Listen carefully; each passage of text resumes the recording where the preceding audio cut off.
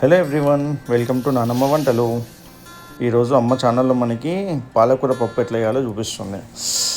Taste అయితే మస్తు ఉంటుంది. ఇది ఎవరైనా సరే కడుపు నిండా తినచ్చు, అంత మంచిగా ఉంటుంది.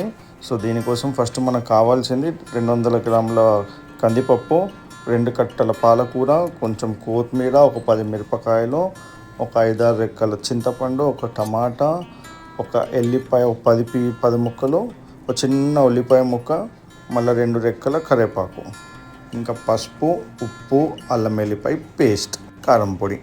ఇవి మనకి కావాల్సిన ఇంగ్రీడియంట్స్. చలో ఇప్పుడు మనం వంట స్టార్ట్ చేద్దాము.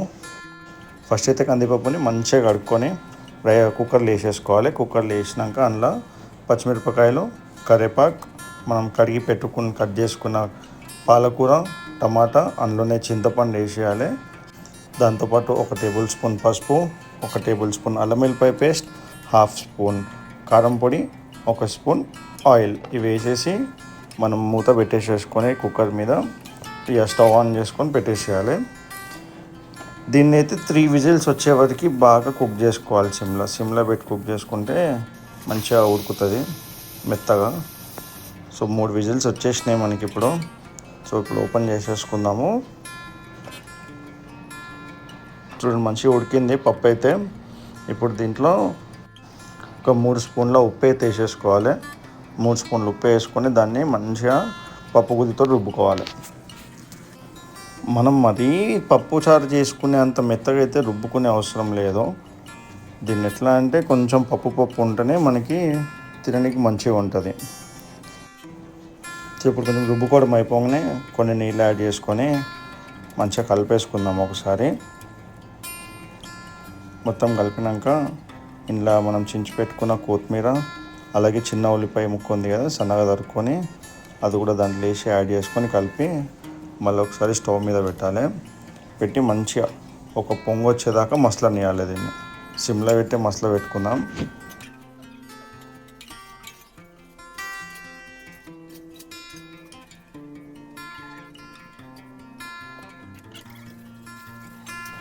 ఒక పొంగు అయితే వచ్చేసింది మనకి. జర మసల పెట్టినాక ఇప్పుడు దీన్ని మనం తాలింపేయాలి.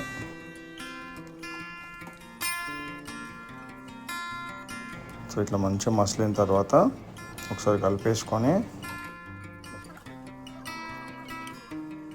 తాలింపుకి రెడీ చేసుకుందాం. సో తాలింపుకి ఫస్ట్ అయితే ఒక బౌన పెట్టుకొని 2 స్పూన్లు ఆయిల్ వేసి అందులోనే ఒక 10 ఎల్లిపాయ ముక్కలు వేసేసి దాంట్లోనే పోపు కోసం జీలకర్ర, ఆవాలు, మమ్మీ కొంచెం మినపప్పు, శనగపప్పు కూడా యాడ్ చేసింది. అందులోనే ఒక 2 ఎండుమిరపకాయలు చించి వేసేసుకోవాలి. మళ్ళీ అట్లనే ఒక 2 రెక్కల కరివేపాకు వేసేసుకొని మూత పెట్టేసేసుకోవాలి. సో ఇప్పుడు మూత ఓపెన్ చేసేసి మనం మస్తున్న పప్పు ఉంది కదా, 1 స్పూన్ పప్పు తీసుకొని దాంట్లో వేసేసి మూత పెట్టేసేయాలి ఫస్ట్. సో ఇది ఓల్డ్ ట్రెడిషన్. మమ్మీ వాళ్ళు ఉన్నప్పటి నుంచి ఇట్లనే వేస్తారు, మంచిగా ఉంటుంది. యాక్చువల్లీ ఇప్పుడు ఏంటంటే పోపు వేసిన తర్వాత అది తీసి డైరెక్ట్ పప్పులో కలిపేస్తారు, కానీ మమ్మీ వేసి చూపిస్తుంది కదా, ఇట్లా వేసుకొని చేసుకుంటే ఇంకా టేస్ట్ మంచిగా ఉంటుంది.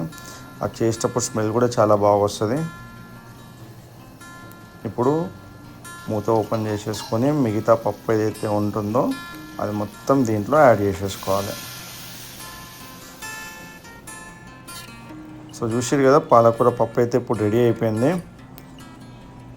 ఇప్పుడు ఒక 2 నిమిషాలు వేడి చేసుకొని దీన్ని మూత పెట్టుకున్నామంటే రెడీ మన పాలకూర పప్పు. సో టేస్టీ పాలకూర ఎట్లా చూసారు కదా.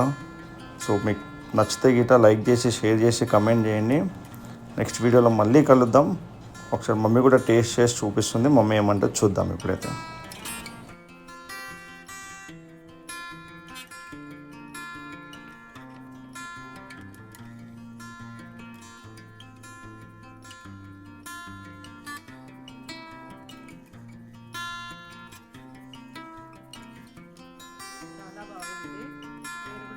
పాలకూర పప్పు ట్రై చేసి చూడండి, చాలా బాగుంది. Thank you for watching. Next వీడియోలో మళ్ళీ కలుద్దాం. అంతవరకు మీరు కూడా పాలకూర పప్పు చేసుకొని టేస్ట్ చేసి ఎలా ఉందో కమెంట్ చేసి చెప్పండి.